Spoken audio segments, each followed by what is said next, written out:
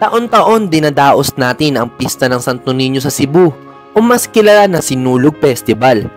Pero wag na tayo lumayo. Dito sa Tondo, Manila, kasabay ng pagdiriwang ng pista ng Sinulog ay ang pista ng Tondo.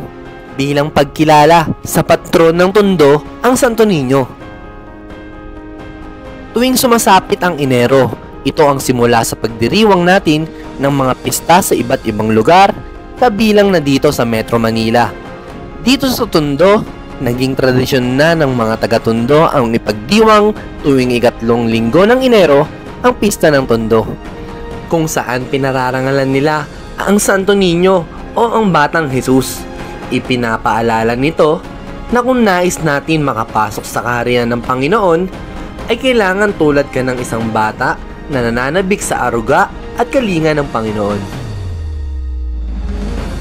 Noong 1572, unang dumating ang imahe ng Santo Niño dito sa Pilipinas sa Cebu.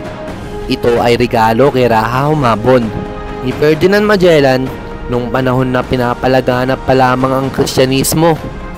Pinagdiriwang ang pista ng Santo Niño bilang pag-alala na tayo ang nagpupunla ng pananampalataya sa Panginoon, na ang pananampalatayan natin ay dapat tulad ng isang batang lumalaki pagluna ng panahon.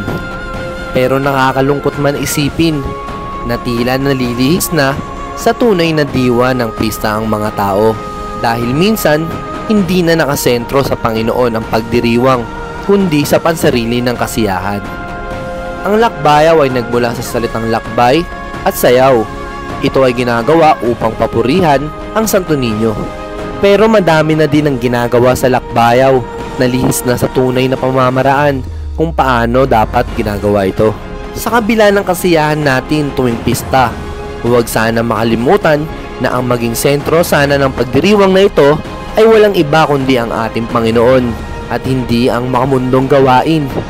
Iba-iba man ng pamamaraan at paniniwala, iisa naman tayo ng layunin, kundi ang sumampalataya at humingi ng kapatawaran at biyaya. Pero sabi nga sa kasabihan, nasa Diyos ang awa, nasa tao ang gawa. Kahit ilang pista pa ang ipagdiwang mo, kung di naman tayo kumikilos para ang buhay natin ay magbago, baliwala ang lahat ng dasal mo. Ako si Mark, at ito ang Ball and Life.